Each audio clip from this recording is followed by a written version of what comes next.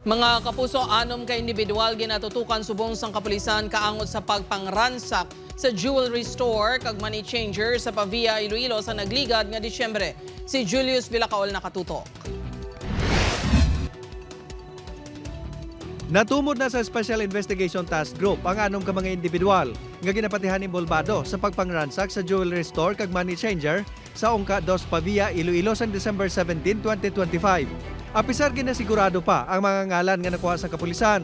Pila sa mga ini ang nakalinya na gidman sa ginatawag termite ukon kaangay sang anay nga pamaagi sa pagpangawat.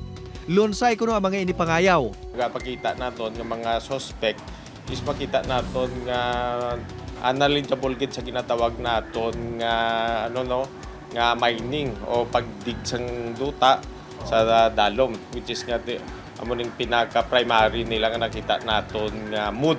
Ginapahayag nga naglabot sa 30 milyones pesos ang balor sang alahas kag naglabot naman sa 500,000 pesos ang cash nga nataban sa mga kawatan. Ginaimbestigaran pa man kung may kahimpon pa ang mga suspect.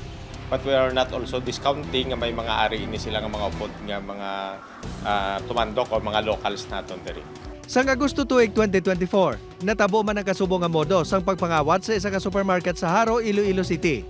Ang mga suspect sa insidente ang nakasuhan na. Apang hindi magkumpirmar ang IPPO kung saan natabo sa Pavia.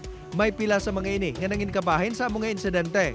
Padayon pa ang pagtipon sa mga ebidensya sa kapulisan. Wala pa man sang gintumod nga tion kung saan ugin mapasaka ang reklamo batok sa mga suspect. Upod kay Cirilo Rendoque, Julius Villacaol. 1. Western Visayas.